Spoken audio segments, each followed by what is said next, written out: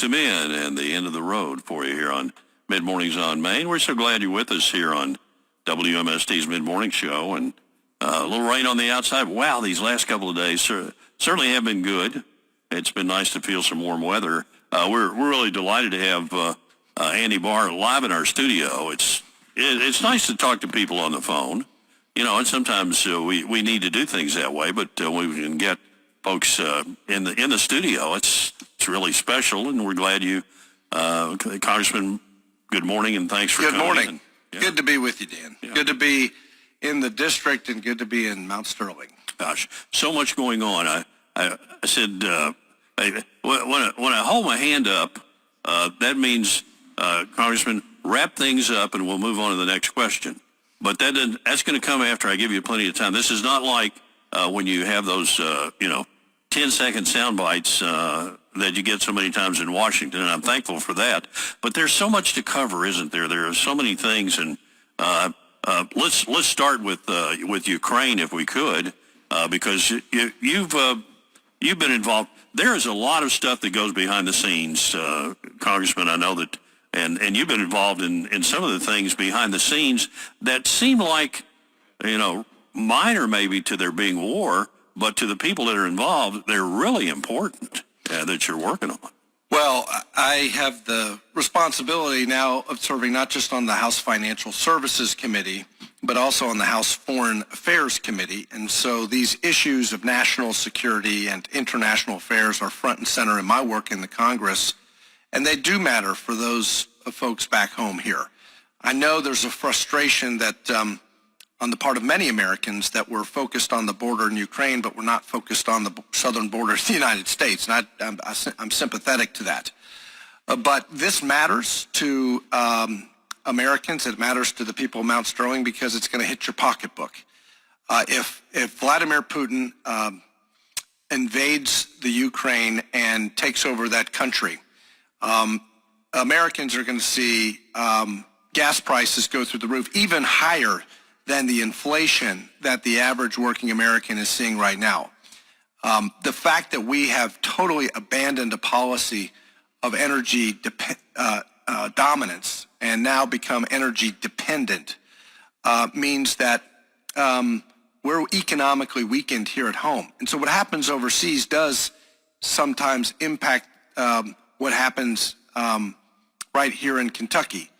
And beyond that, the ramifications for the world if Putin is able to take over a free, independent, sovereign, democratic nation like the Ukraine and fulfill what Vladimir Putin's aspiration is, which is to relitigate the end of the Cold War and reconstitute the former Soviet Union.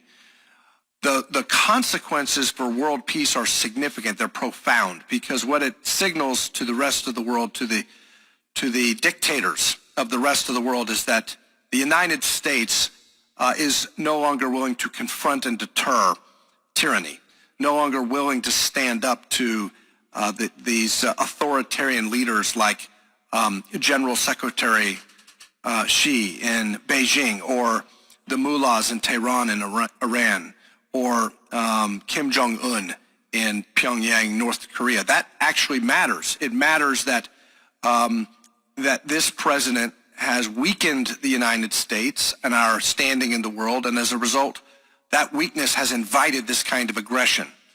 The previous administration was accused often of falsely of colluding with Russia and being weak on Russia. The fact of the matter is the previous administration was tenfold tougher on Putin than the Biden administration.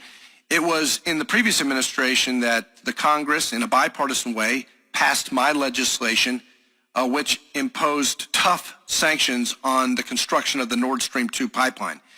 And what that was it's a pipeline that goes from Russia. Gazprom is the Russian natural gas company. And by the way, this is dirty gas. It's not clean gas. It's not environmentally friendly. But this Russian gas pipeline was built for the express purpose of bypassing the Ukraine, to deliver Russian gas into continental Europe, specifically into Germany, and distribute it out into Europe to destabilize NATO and to get more European countries addicted to Russian sources of energy. And that pipeline that goes through the Baltic Sea bypasses the Baltic countries and goes into Germany and has almost been completely built and constructed. That gave Vladimir Putin then the green light to go into Ukraine because he was no longer dependent on the pipelines that went through the Ukraine to go into Europe. Are you surprised the Germans have moved in just in the last 24 hours essentially to say the pipeline is shut down? Yeah, that is the irony of all ironies, and it just showcases how weak President Biden has been. We passed tough sanctions. Again, my bill as the top Republican on the National Security Subcommittee over sanctions in the Financial Services Committee. I have both the role on the Foreign Affairs Committee, but also I'm the top Republican on the subcommittee that has jurisdiction over the Department of Treasury's implementation and enforcement of sanctions. So my bill passed. It passed in 2019 as part of the National Defense Authorization Act. That bill became law. President Trump imposed sanctions. The construction on the pipeline was stopped. And then when President Biden came into office, he waived unilaterally with no reciprocal commitments from Putin and Russia. Remember, the media said that Trump was going easy on Putin, but it was Biden who waived the sanctions and enabled the completion of the construction of the pipeline. That gave Putin the green light to go in and engage in this malign aggression against a sovereign independent country, the democratic country of Ukraine. He no longer needed the pipelines that went through. So Germany was the weakest member of NATO in terms of pushing for this cheap Russian gas. They wanted it. They wanted the gas because they shut down their coal-fired power plants. They needed the cheap Russian gas. They pushed for the pipeline. We opposed the pipeline during the Trump administration. But then as soon as Biden waived those sanctions, that gave Putin the green light to move in on Ukraine. Today, the ultimate irony is that Germany is tougher on Russia and Putin than Joe Biden, because Germany has a reputation of being totally weak on their dependence on Russia.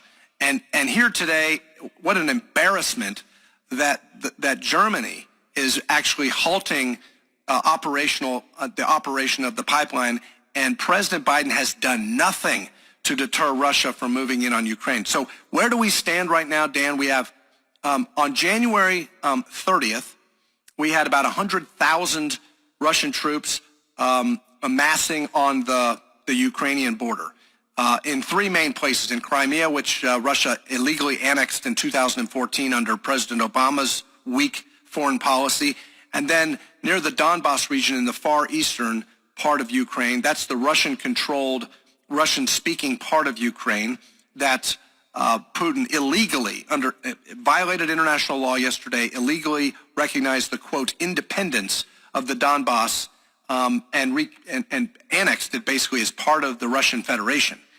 So that there's a lot of, obviously, Russian troops and malign activities going on there at the eastern border.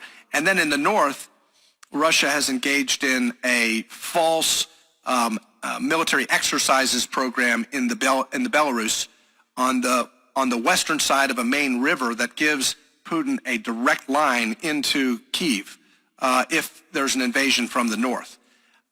Today, there was 100,000 in January 31st. Today, what is it, the 23rd of February today? The 22nd of February, there's nearly... 222.22, by the way. Right, exactly. 222.22, there are now nearly 200,000 Russian troops on the border. The buildup, the military mobilization that Russia has put into place signals not just aggression, but an imminent invasion. And the lesson here is that weakness invites aggression. Weakness from this administration unilaterally waiving the sanctions on Nord Stream 2, voluntarily offering to remove missile defense in Poland, disregarding and doing nothing about the Colonial Pipeline hack, enlisting the cooperation of Russia to renegotiate the bad, disastrous Iran nuclear deal with Iran.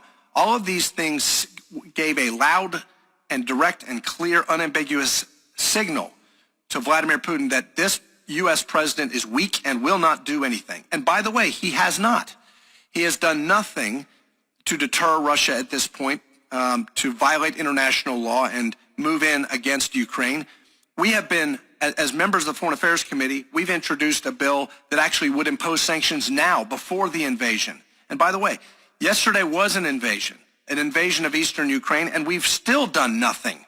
Germany has done more than the United States at this point. So we introduced a bill that would not only impose sanctions now, tough sanctions now, not only reimposing the sanctions on Nord Stream 2 without waiver authority for the president, because he obviously doesn't deserve waiver authority, but also tough sanctions on Russian banks, on secondary sanctions on any financial institution that does business with Russia, and then more direct assistance, military assistance to the Ukrainians in terms of lethal weapons to fight any imminent invasion. Dan, why should people in Mount Sterling care about this? Because a weak U.S. president like Joe Biden inviting a tyrant like Vladimir Putin to invade a sovereign country destabilizes Europe.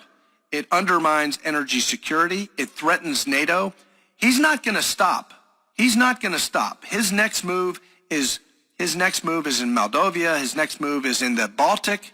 Our friends in Lithuania and Latvia and Estonia are worried sick that the United States is absent on the world stage. And what signal does this send to President Xi in Beijing now that the Olympics are over? Taiwan is fair game because the United States refuses to lead. The United States refuses to act. This is a very dangerous time.